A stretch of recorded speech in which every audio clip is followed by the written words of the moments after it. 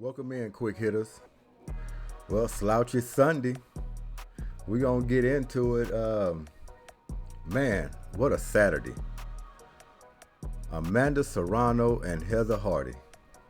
You want to talk about a bout. That was a bout. That wasn't even the main event. And if you ask me, that bout probably was better than the main event, I have to say. Yeah, it was hyped up. The main event was good. Don't get me wrong. But man, these ladies. That Heather Hardy. You talk about tough as nails. That woman is tough as nails. To take the blows she took in that ring from Amanda Serrano. And Amanda Serrano, I mean, shouts out to her. You can see why she's a champ. This girl is just surgical, just mechanical.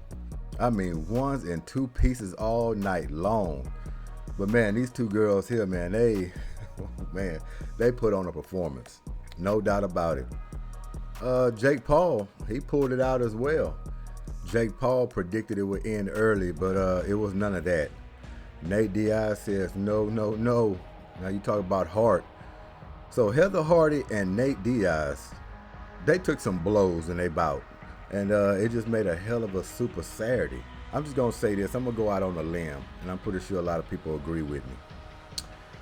The ladies stole that show on Super Saturday in Dallas, Texas. No doubt about it. Now, we like the Jake Paul and the Nate Diaz fight, but man, those ladies, man, they was going at it. That remind me back to Evander Holyfield, Mike Tyson, one of those kind of bouts. Man, them ladies came with it. Shouts out to them. I guess you could say this is another quick hit spotlight. I was thinking, well, I got DeMeco Ryans up here. I might as well call it a spotlight. So we are going to spotlight DeMeco Ryans. This is season 1, episode 17. So we're at the end of this season. We only got 17 episodes in the season, so we'll be starting season 2 here shortly. But yeah, we're going to spotlight DeMeco Ryans. Reason why I want to spotlight this press conference, because it really lets you know how Coach DeMeco Ryans is. It's going to let you know his style of coaching, what kind of coach he is, just how smart he is just with the game. He's a defensive coach, but he knows all aspects of the game. So we're going to highlight this press conference. And you know what? I was thinking about this, and I was like, DeMeco Ryans is the best coach the Houston Texans have had since their existence. Oh, that's not good. Since their existence. And this guy hasn't even coached one regular season game yet. Not only that, he hasn't even coached a preseason game. You know it when you see it, and you know it when you hear it. This coach here is just something else, man. That's why I wanted to highlight this press conference. This is day 8 of training camp, but this is one of my favorite press conferences of DeMeco Ryans. He kind of lets you know a whole handful of his thought process and what he expects for this season coming up. But he really lets you know what kind of coach you're getting here in Houston. So we're going to highlight this. This is day 8 of training camp. We're going to get into it. I'll probably stop it here and there just to add a little more context to it. Great for us. How has Stroud been doing? Is there anything to make him get the most first to them? Stroud's doing a great job, and he's improving, just like we asked all of our guys. When it comes to just development and what do you expect from training camp? What do I expect from camp? I expect everybody to be better than they were the day before, and that's the main thing that I'm seeing out of a lot of guys. And today is really nice. One thing here, DeMeco Ryans, now he comes with a smile. Don't let that throw you off, because he shows you that smile, but he comes with a heavy iron fist as well. He didn't really smile or joke too much in this press conference. He was a little more serious on this one. That's what I liked about it as well too. But yeah, just let him get into it. Nice to see just new guys stepping up, making plays. So as we continue to build and new guys step up and make plays, it just shows our team is definitely growing in the right direction. Coach, how much of your playing experience and your former coaching experience goes into you putting together a practice? Well, you know, with what goes into a practice, there's a lot of planning that goes into a practice. For me, it's a lot of guys working together, myself working with the offensive and defensive coordinators, And we want to make sure we're putting our guys in the right situations, making sure we can give them everything they could possibly go through before we actually hit a real game. So there's a lot of detailed planning that goes in as opposed to who gets what rep. I want to make sure we have very selective reps. So just because there are 3 different groups, 1s, 2s, 3s, we may have a 1 who needs to get a certain pass look or a certain defensive pressure look, and he may have to go with the second group. But that's okay because it's detailed enough to where we know that guy is getting that specific rep, and hopefully he can make the adjustment that we're hoping to see. And that's another thing. DeMeco Ryans is the type of coach that he's not just going to be sitting on the sideline. This guy's going to be involved on every play. He's going to work the sidelines. You know, he's going to clap his players up when they're doing well, and when they're not doing well, he don't mind grabbing them on the sideline, telling them what they did wrong. Hey, you need to do better. We got to get into it. And he's just that type of coach. And not only that, DeMeco Ryans is relatable. The guy's not old. I think he's 39 years old, just had a birthday. So he's relatable to these players. He's not an old coach out there going on old ideas and don't want to learn or don't want to get better. He's a defensive coach, but he's going to be on all aspects of the game. He's knowing things about offense, special teams. He's just going to work the whole team concept. So that's what you like about this guy. Houston Texans, they're in good hands. And like I said, Houston in general, we're starting to get some coaches in place just in Houston sports. That's why I'm saying about 3 to 5 years, just watch out for Houston. I mean, sports is going to be coming back real strong, and we got some coaches that really holding people accountable. They're engaged, and they're just changing the culture. And DeMeco Ryans is ahead of that. Toa, where's he right now? Where's Henry right now? Henry is in a really good spot for us right now. He's improving. He's doing a really good job of communicating the defense. We put a lot, and we ask a lot of the Mike linebacker to communicate on defense, and Henry has done a really nice job of stepping in, making that communication, and he's improving each day, so I'm pleased with where Henry is.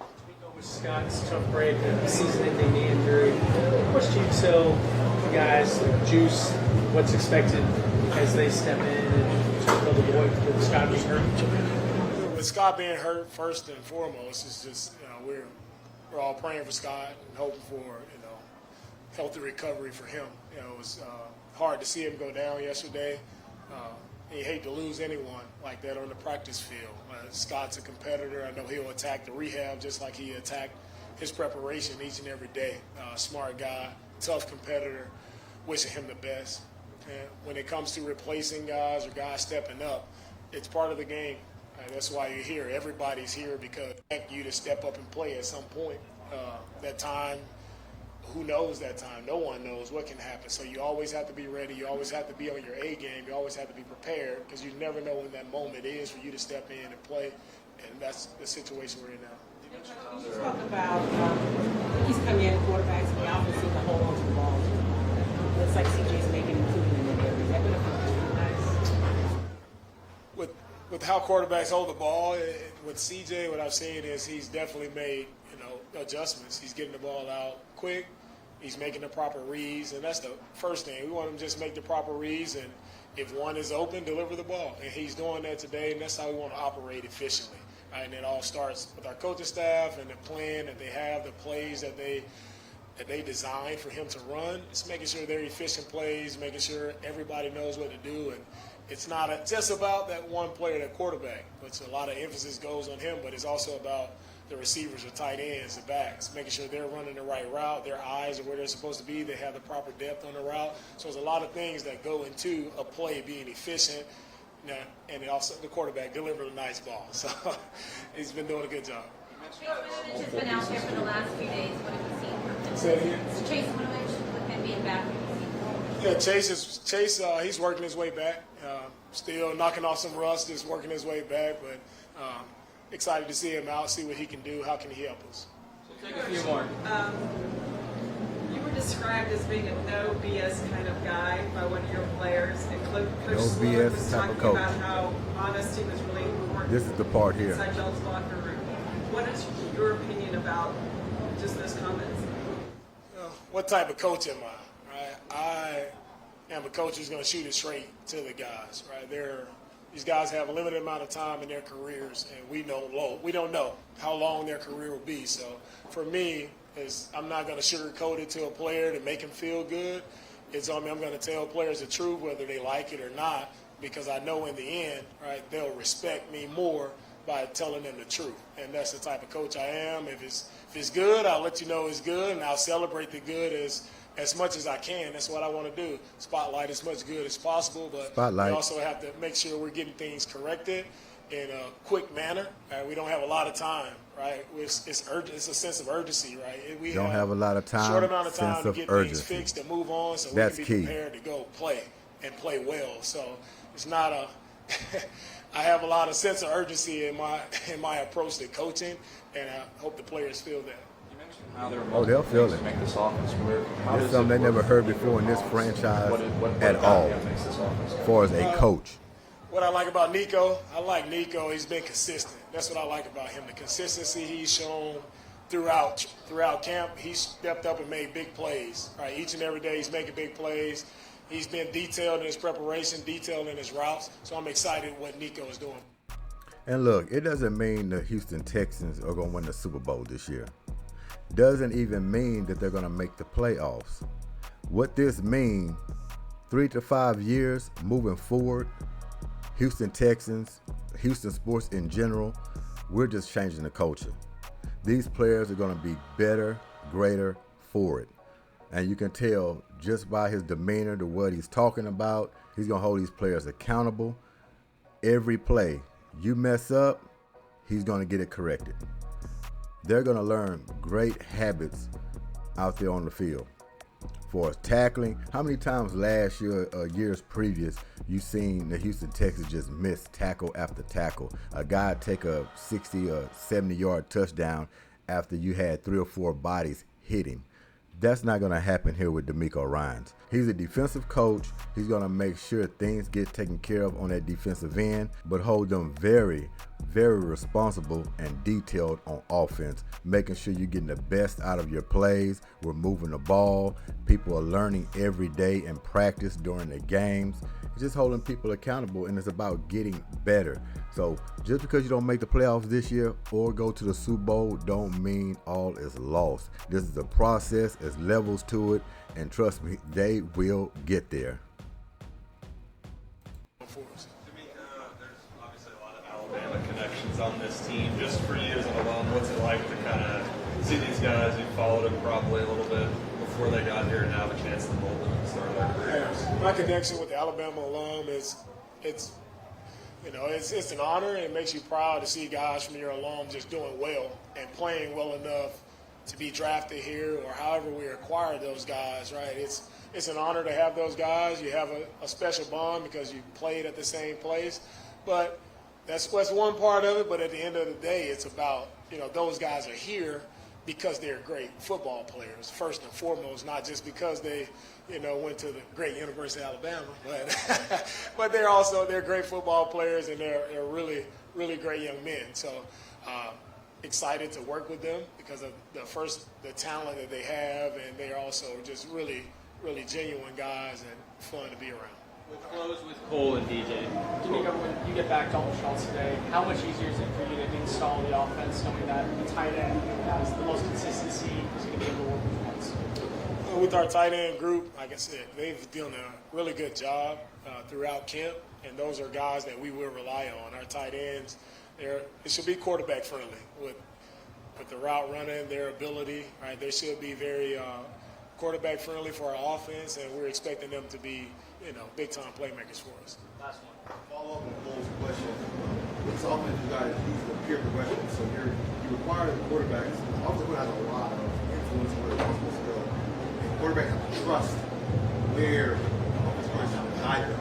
So what kind of goes into teaching them to have that trust within the play call? The door even when the window may not be open when he's getting ready to throw. With our offensive timing, what do we see and what do we want? We want to build trust, and we build trust through constant preparation here. It's routes on air, right? It's the quarterback and the receiver, tight end, making sure their steps are in sync. And the quarterback, sometimes there is a little a blind trust because a guy in the back of your drive, he may be covered, but can you still trust that my guy is going to get open, he's going to run the proper route? So that trust is developed all through OTAs, through training camp. That's where you develop that trust. So when you get into the season, you're not holding on to the ball, not trusting or believing that your teammate is going to be where he's supposed to be. So we're operating on schedule. We're letting the ball rip because we're building trust in each other. And we can build trust because we'll be a tight team. We'll be a connected team.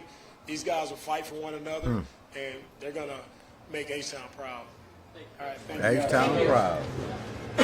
H-Town proud. So stay tuned. I mean, Houston sports is coming. Pause. Not only the Texans, but the Rockets as well, the Astros, Dynamo, whatever you want to call it. Sports is back in Houston, and the culture is getting rebuilt again. New attitudes, new mindset, and I'm loving every minute of it. So stay tuned. This is day 8 in training camp.